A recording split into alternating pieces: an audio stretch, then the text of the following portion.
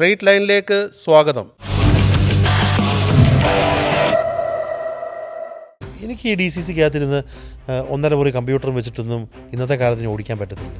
ഇത് ലീഡർഷിപ്പ് മനസ്സിലാക്കുന്ന ആളുകൾ മനസ്സിലാക്കണം. ഒരു നിരാശയില്ല, അത് ഞാനും കൂടെ എടുത്തൊരു തീരുമാനമാണ്. പക്ഷേ കോൺഗ്രസിന് ഇവിടെ ജീവൻ ഉണ്ടെന്നുള്ളത് തെളിയിക്കാൻ നമുക്ക് കഴിയും. ഈ BJP ഇത്തവണ ജയിപ്പിച്ചതും ഈ ഇലക്ഷൻ പ്രശ്നങ്ങൾ ഉണ്ടാക്കിയതും ഇലക്ഷൻ കമ്മീഷൻ വാർ റൂമിൻ്റെ ഉദ്ഘാടനത്തിൻ്റെ ഫോട്ടോ ഇതിൻ്റെ ഫേസ്ബുക്കിൽ ഇടുന്നു.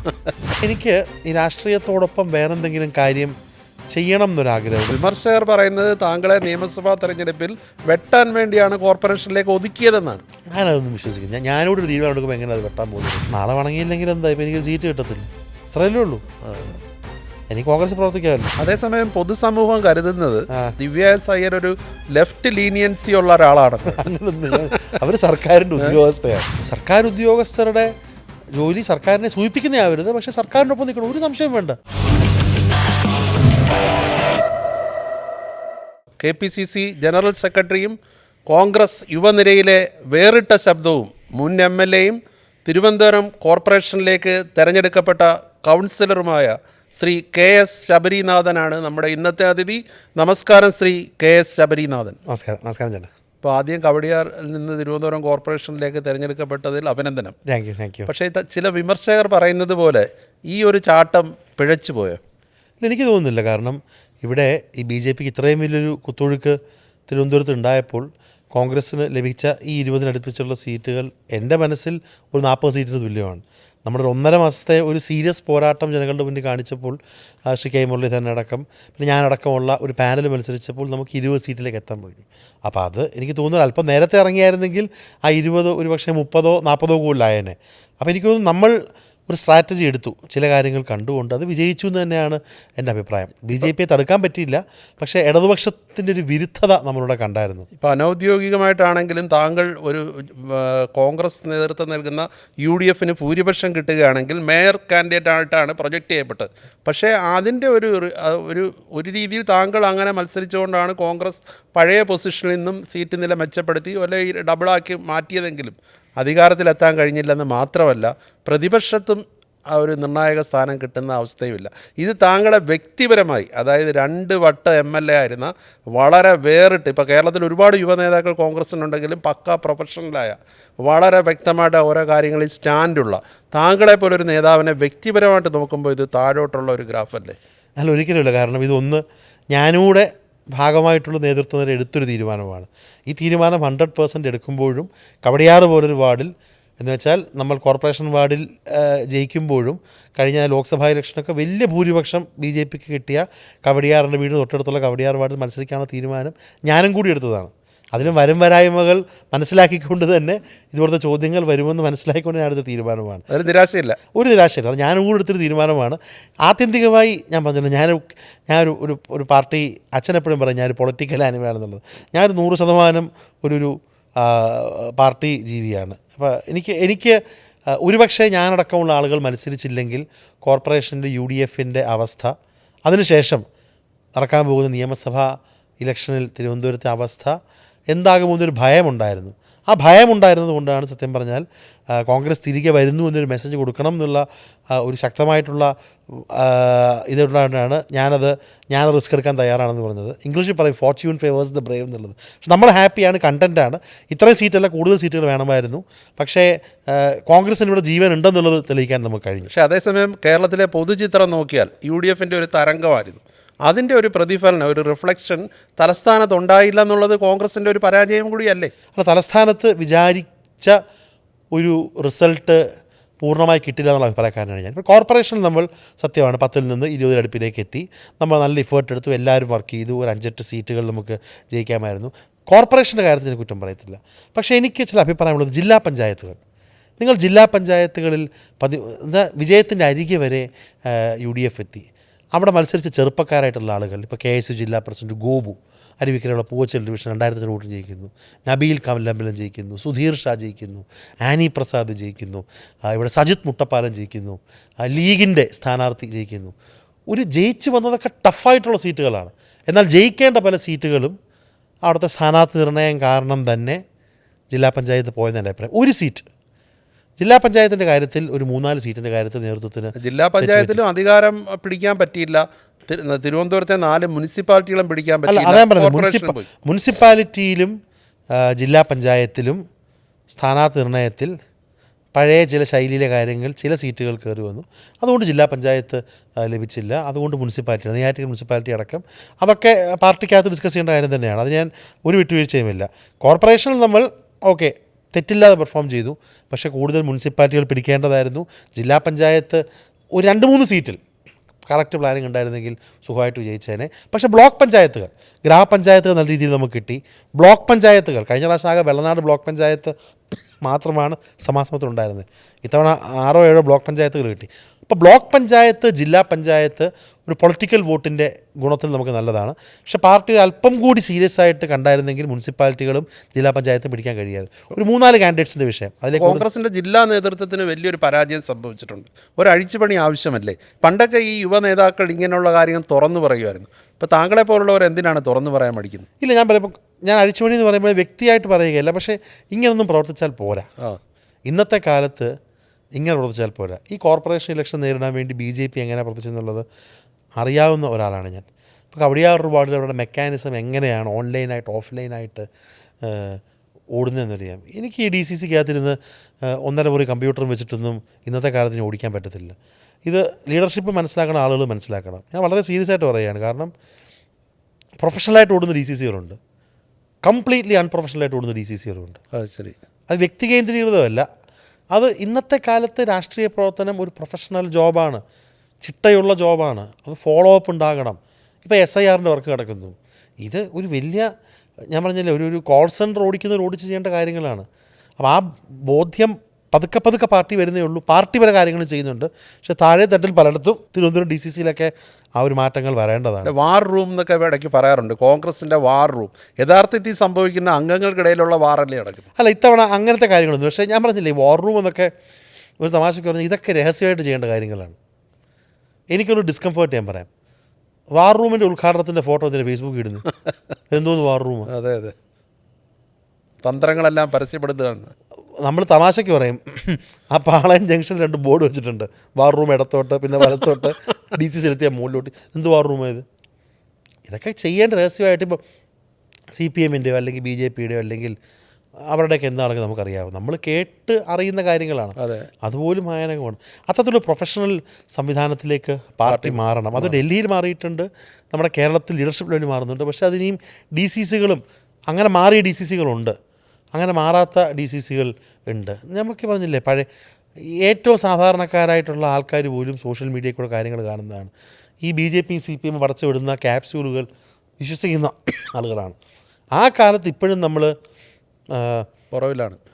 അതൊന്നും മാത്രമല്ല, നമ്മുടെ പല നേതാക്കൾക്കും സോഷ്യൽ മീഡിയ എന്ന് വെച്ചാൽ, ഞാനിന്ന് തെക്കോട്ട് പോയി ഒരു പരിപാടി ഉദ്ഘാടനം ചെയ്തു, അതിൻ്റെ 4 ഫോട്ടോ എടുത്ത് 100 പേർക്ക് അയക്കുകയാണ്. എന്നോട് തിരുവനന്തപുരത്തെ വളരെ പ്രധാനപ്പെട്ട തിരുവനന്തപുരത്തെ 10 പ്രധാനപ്പെട്ട പൗരന്മാർ ഒരാൾ എന്നോട് പറഞ്ഞ, നിങ്ങളുടെ നേതാവ് എനിക്ക് ഡെയിലി വാട്സാപ്പ് അയക്കും, ഞാൻ ഇന്ന സ്ഥലത്ത് പോയി, ഞാൻ അങ്ങോട്ട് പോയി, പിന്നെ ഇങ്ങോട്ട് ഉദ്ഘാടനം ചെയ്തു, അതുകൊണ്ട് എനിക്കെന്താണ് ഗുണം? നാടിനെന്താണ് ഗുണം? നിങ്ങൾ അയക്കുകയാണെങ്കിൽ എനിക്ക് നിങ്ങളുടെ രാഷ്ട്രീയം പറയാം, നിങ്ങൾ പോയിന്റുകൾ പറയാം, അല്ലെങ്കിൽ ഡെവലപ്മെൻറ്റ് പറയാം.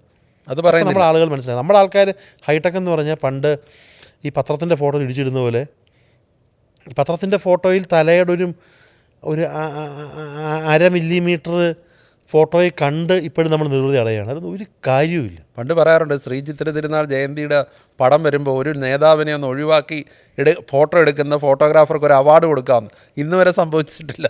അങ്ങനെ ഇടിച്ചു നിൽക്കുന്ന ആ ഒരു കാലമൊക്കെ കഴിഞ്ഞില്ലേ? ആ കാലം അതല്ല. ഇപ്പോഴത്തെ കാലത്തെ ആൾക്കാരെ ഞാൻ ആൾക്കാരെന്ത് നമ്മുടെ ഈ ചെറുപ്പക്കാരൊക്കെ അവർ പൊളിറ്റിക്കലൊക്കെ അല്ലെങ്കിലും അവർക്കിതൊക്കെ അവർ വളരെ തമാശയോടെയാണ് കാണുന്നത്.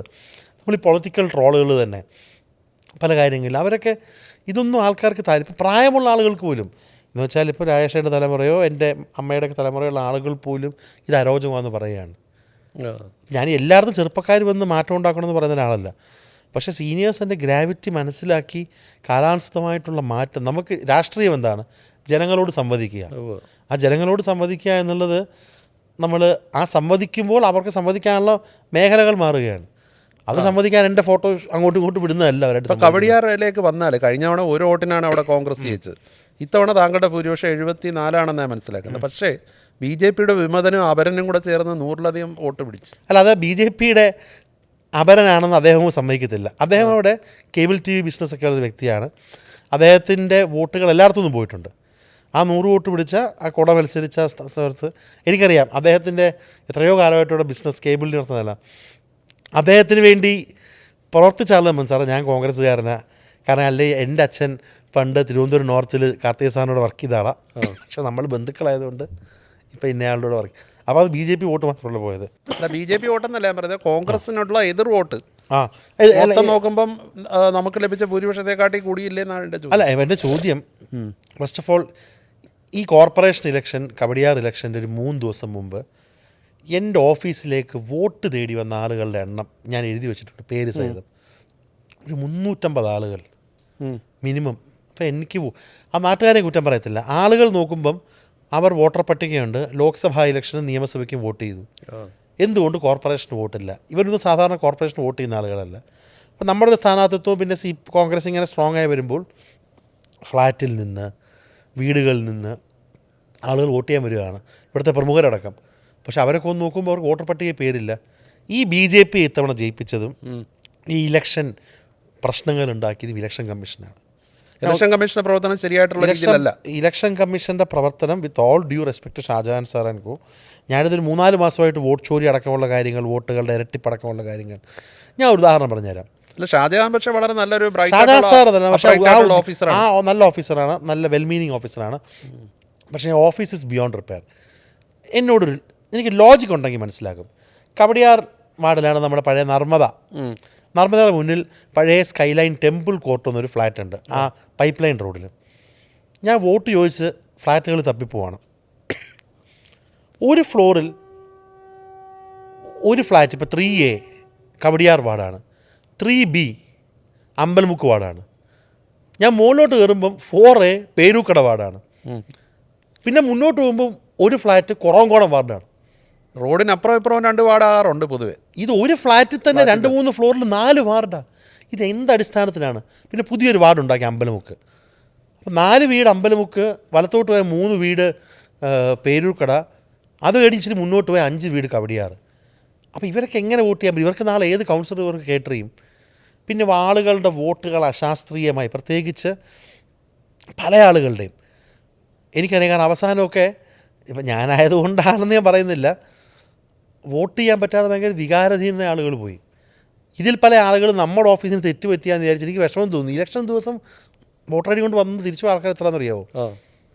അത് ഭൂരിപക്ഷം കുറയാനൊരു കാരണമാണ് ഉറപ്പായിട്ട്. എനിക്ക് തോന്നുന്നു അത് ഈ അശാസ്ത്രീയമായ ഡീലിമിറ്റേഷനും പിന്നെ ഈ കോർപ്പറേഷൻ ഇലക്ഷൻ്റെ വോട്ടർ പട്ടിക എന്താണെന്നറിയാത്ത ആളുകൾ കാരണം എനിക്ക് ലഭിക്കേണ്ട ഒരു 200-250 വോട്ട്. കാരണം ആ വോട്ട് വന്നാൽ അത് എനിക്കുള്ള വോട്ടാണ്. എനിക്കറിയാം എൻ്റെ കൂടെ പഠിച്ചവർ, ഫ്രണ്ട്സ്, നമുക്കുള്ള ബന്ധങ്ങൾ, പിന്നെ ഫ്ലാറ്റിലുള്ള ആളുകൾ, നമ്മുടെ ഒരു പ്രൊഫൈൽ. അപ്പോൾ എനിക്കറിയാം. അപ്പോൾ എനിക്ക് വോട്ടുകൾ പേരൊന്നും എടുത്ത് പറയാം, നമുക്കെല്ലാം അറിയാവുന്ന എത്രയോ ആളുകൾ വന്ന് ദുബായിൽ നിന്ന് വോട്ട് ചെയ്യാൻ വന്ന ആൾക്കാരുണ്ട്. ഇപ്പോൾ തിരുവനന്തപുരത്തേക്ക് വന്നു കഴിഞ്ഞാൽ BJP നേടിയ 50 സീറ്റുകൾ അത് CPM-നും കോൺഗ്രസിനും ഒരുപോലെ തിരിച്ചടിയല്ലേ?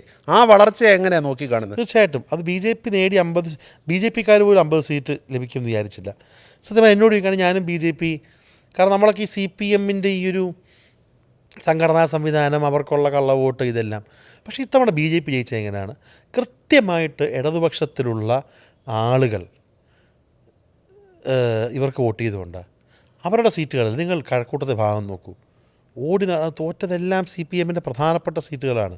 ഇപ്പോൾ കോൺഗ്രസിനെ കുറ്റം പറയാൻ പറ്റത്തില്ല, കാരണം നമ്മൾ 10-ൽ നിന്ന് നമ്മൾ UDF 20-ലേക്ക് എത്തി. ഇനിയിപ്പോൾ വിഴിഞ്ഞത്ത് ഇലക്ഷൻ നടക്കുമ്പോൾ എന്തായാലും ഒരു സീറ്റ് കൂടെ കൂടും. അല്ല, CPM അല്ലെങ്കിൽ കോൺഗ്രസ് എന്നുള്ള ഒരു എന്താ പറയുന്നത്, ആ ഒരു കോൺസെപ്റ്റ് CPM അല്ലെങ്കിൽ BJP എന്നുള്ള നിലയിലേക്ക് വന്നത് താഴോട്ട് പോകുന്നത് അപ്പോഴും കോൺഗ്രസ് തന്നെയല്ലേ?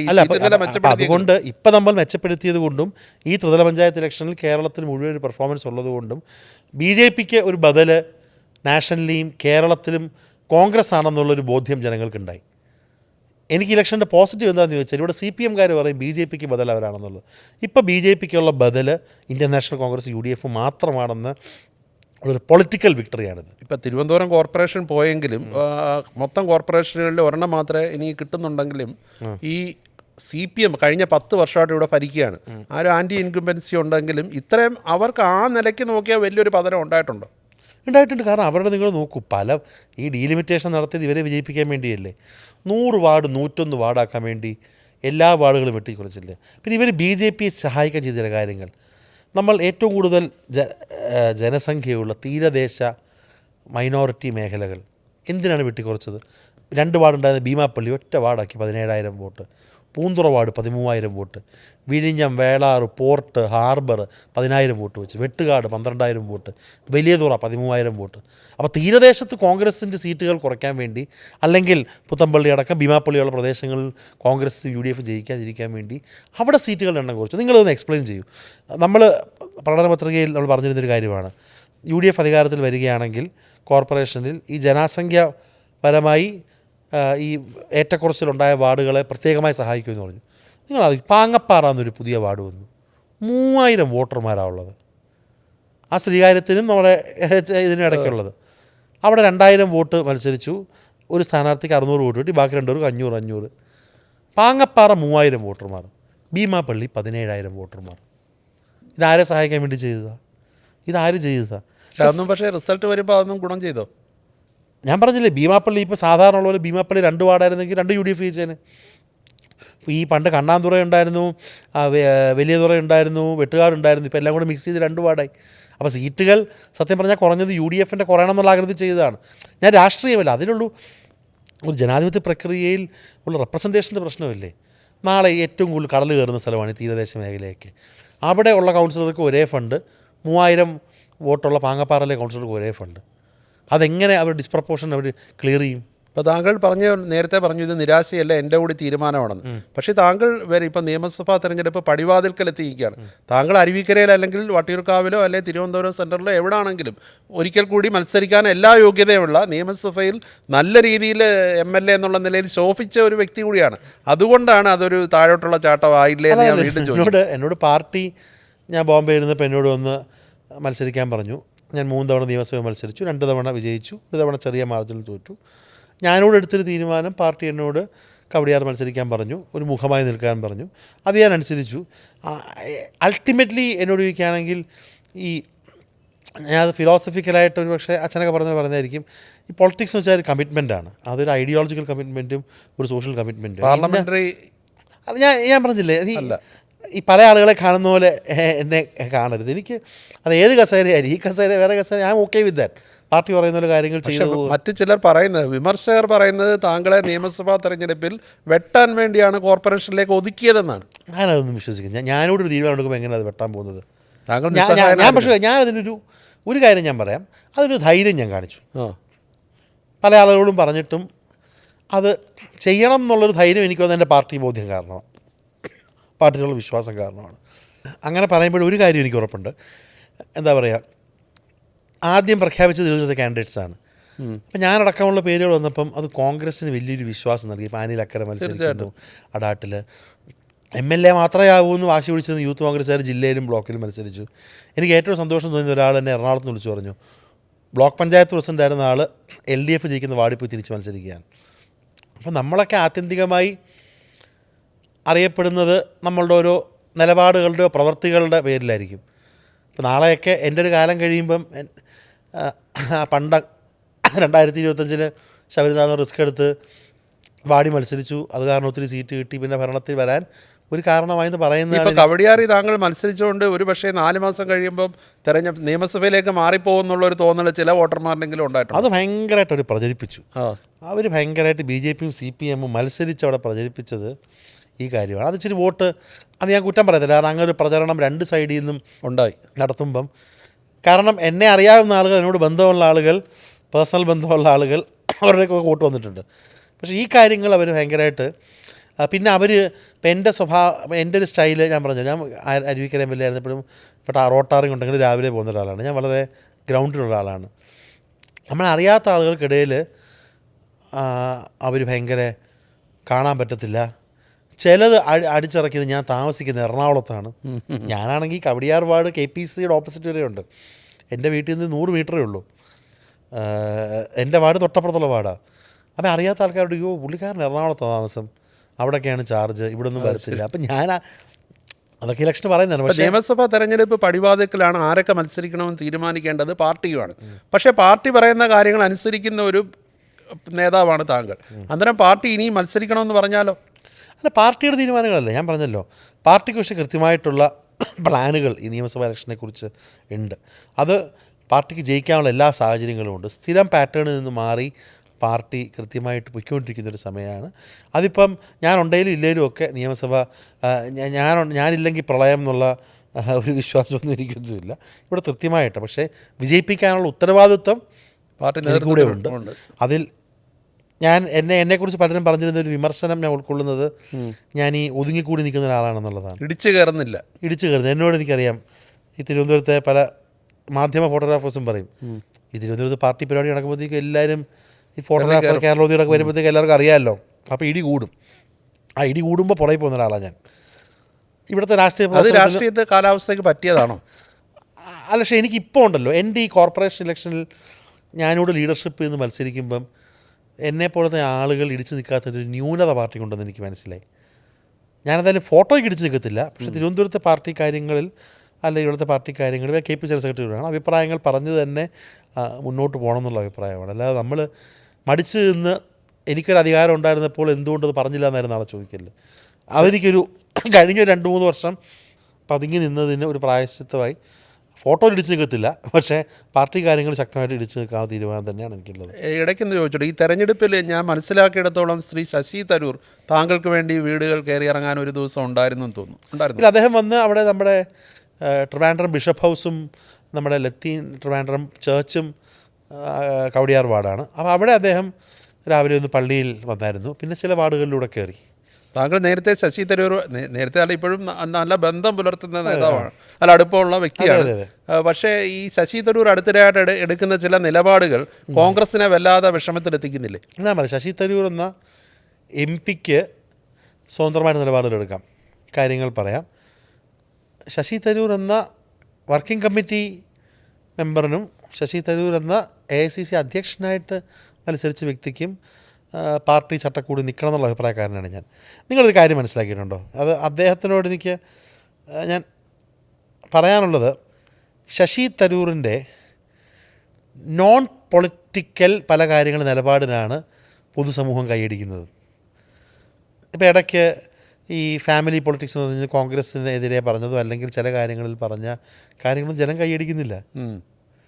ശശി തരൂരിന് രാഷ്ട്രീയത്തിലുപരിയായ ഒരു വീക്ഷണം ഉണ്ടെന്നുള്ളതിനാണ് കേരളത്തിലെ ജനങ്ങൾ കൈയടിക്കുന്നത്.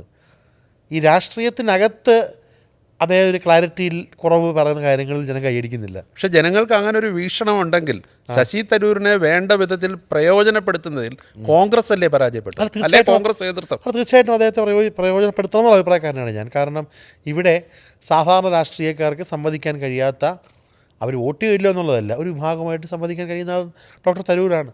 ഞാൻ പറയട്ടെ, നിങ്ങൾ ഈ കോൺഗ്രസിനകത്ത് പ്രശ്നമുണ്ടോ എന്ന് പറയുമ്പോഴും ഞാൻ പറയുന്നത് ഏറ്റവും കൂടുതൽ ഡൈവേഴ്സായിട്ടുള്ള ലീഡേഴ്സ് ഉള്ളത് ഒരു പാർട്ടി കോൺഗ്രസ്സാണ്. അത് ശ്രീ KC വേണുഗോപാലാവട്ടെ, ശ്രീ VD സതീശനാവട്ടെ, രമേശ് ജി ആവട്ടെ, ഡോക്ടർ തരൂരാവട്ടെ, കുടുക്കുന്നൂരാവട്ടെ, KM ആവട്ടെ, ഇത് എല്ലാ തരത്തിലുള്ള ഇവർക്കെല്ലാം ഒരു കോർ കോൺസ്റ്റിറ്റ്യുവൻസി ഉണ്ട്. ഇപ്പോൾ LDFന് MV ഗോവിന്ദൻ മാസ്റ്ററും പിണറായി വിജയനും അല്ലെങ്കിൽ നാളെ ബിനോയ് വിശ്വം എന്ന് പറയുമ്പോഴും ഇവരുടെയൊക്കെ കോൺസ്റ്റിറ്റ്യുവൻസി ഒന്നാണ്. അതിനപ്പുറത്തൊരു കോൺസ്റ്റിറ്റ്യുവൻസിയോട് സംസാരിക്കാൻ പറ്റുന്നില്ല.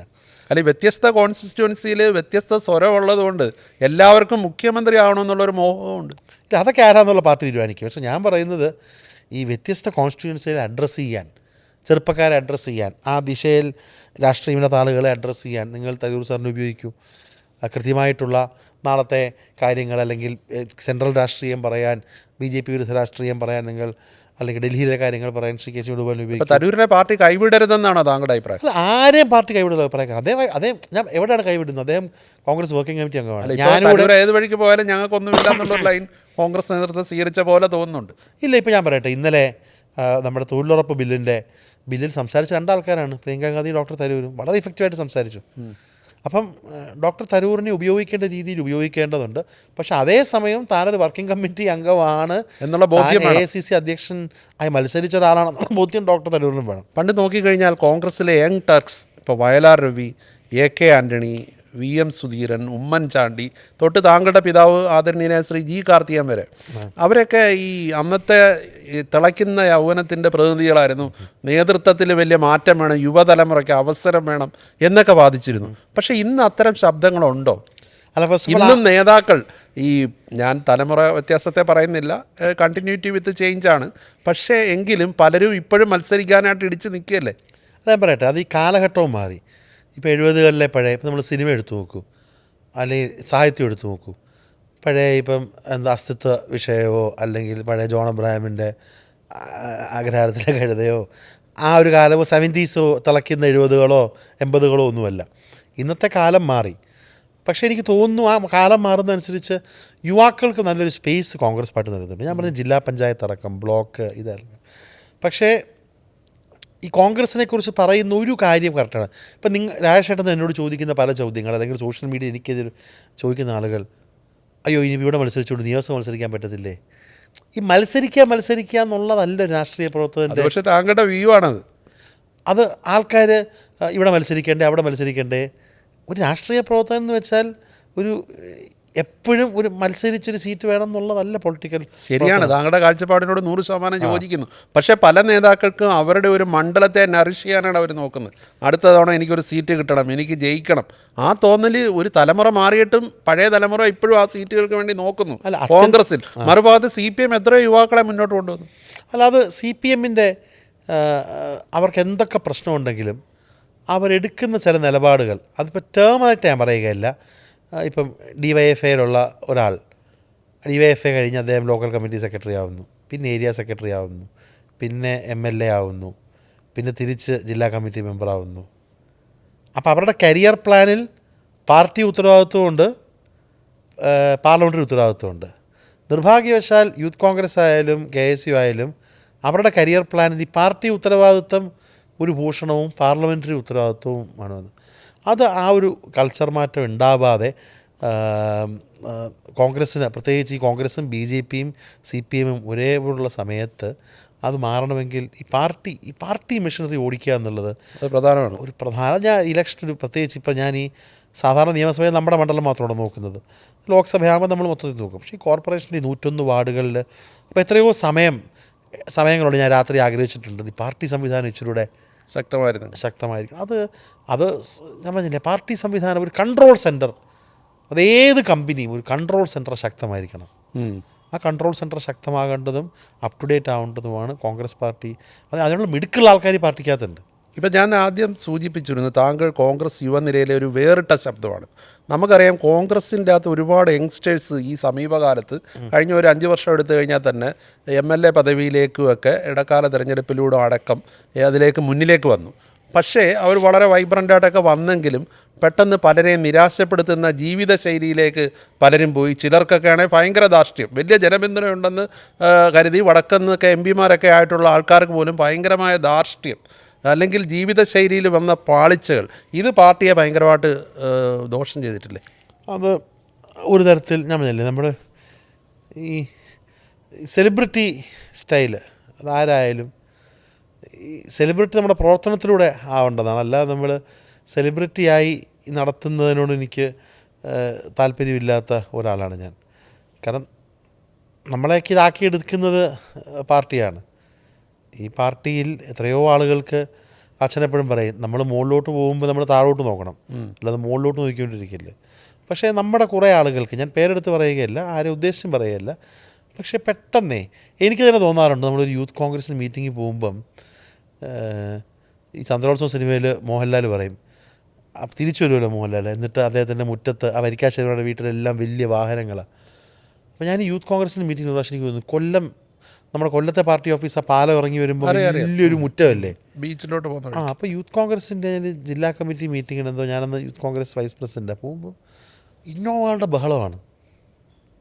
അപ്പോൾ ഞാൻ പഴയ പോലെ ബസ്സിൽ കയറി പോകണമെന്ന് പറയല്ല, പക്ഷേ ഞാൻ പറഞ്ഞില്ലേ, എവിടെയോ എനിക്ക് അതിലൊരു ഒരു സ്വരച്ചേർച്ച എനിക്ക് തോന്നുന്നുണ്ട്.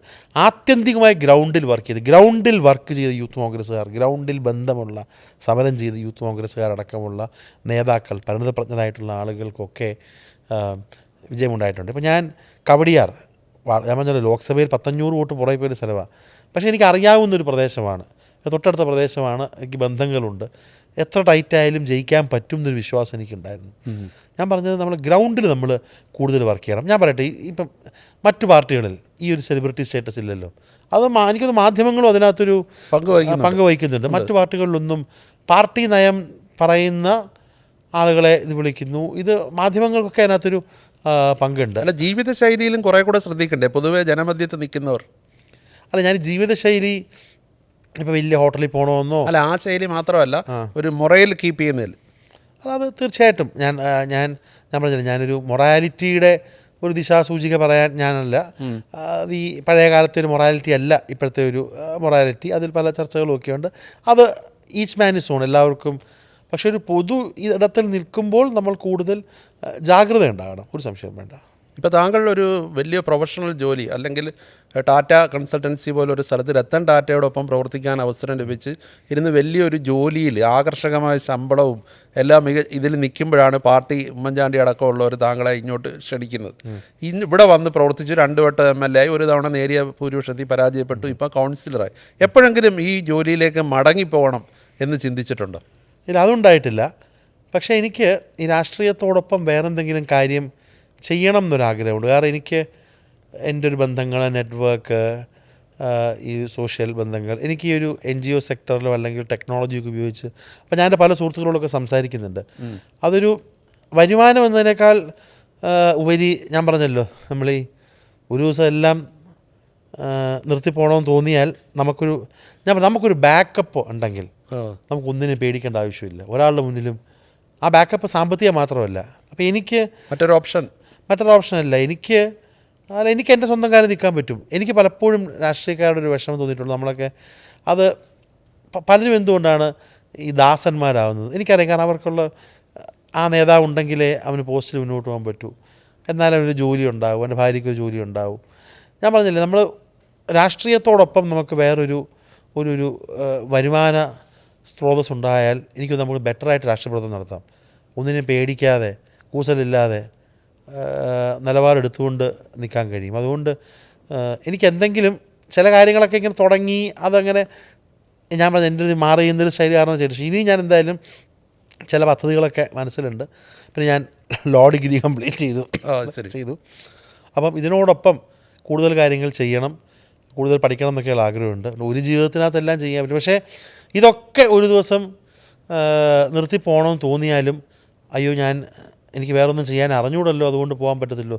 പല രാഷ്ട്രീയക്കാരും ഞാൻ മനസ്സിലാക്കിയിട്ടുള്ളത്, പ്രത്യേകിച്ച് ഒരു 70 വയസ്സിന് ശേഷം എനിക്ക് രാഷ്ട്രീയമെല്ലാം ഒന്നും അറിയില്ല.